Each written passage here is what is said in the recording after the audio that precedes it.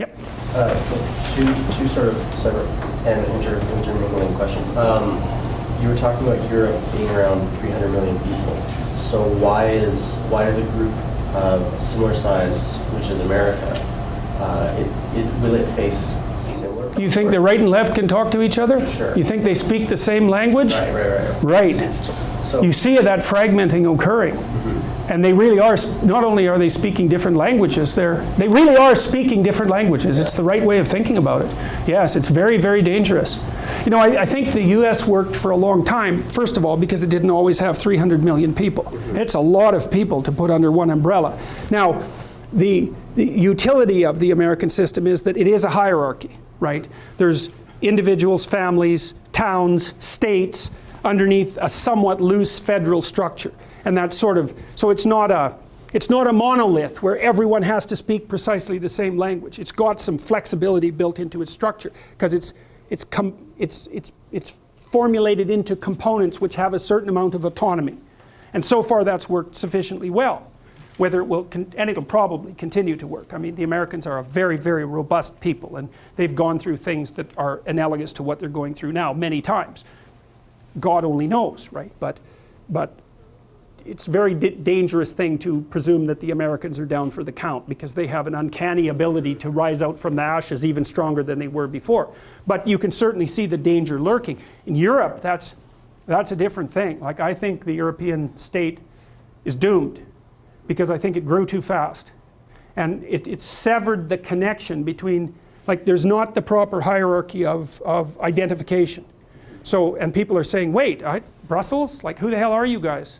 Why are you making decisions for us? And we don't agree with your decisions. And like, are you sure that Greece and Germany can be in the same place? Because that's by no means self-evident, right? The Germans aren't very happy about it, and the Greeks aren't very happy about it. And one of the rules for making an organization is that it's a lot easier to make a functional organization worse than it is to make a dysfunctional organization better. And so you might say, well, you've got Germany and France and England. Well, let's say Germany and France, powerhouses, especially Germany, they can afford to bring Greece in. Well, maybe, but there's no evidence that they can afford it.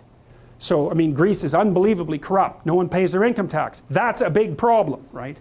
And bringing them into a union at a high order has no effect whatsoever on the micro behaviors. And the thing is, the micro behaviors have to be rectified.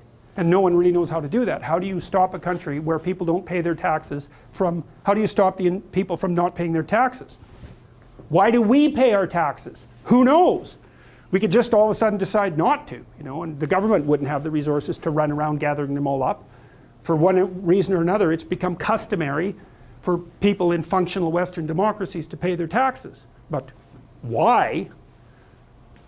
Who knows? It would have been way easier for us just to do what the Greeks did and pretend to pay them, you know.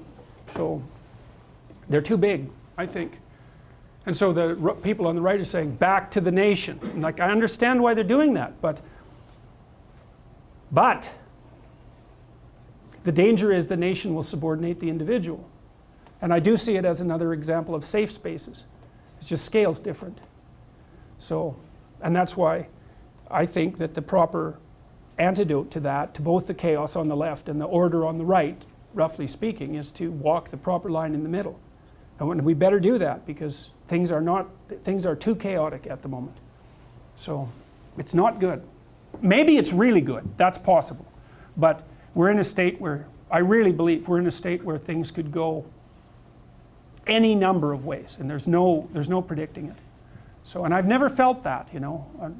I mean, I lived in the 80s, and, you know, political correctness rose up in the 90s as well. And I can remember a lot of what happened in the early 70s with the oil crisis and all that. So there were times when things were shaky, but they weren't shaky the way they are now.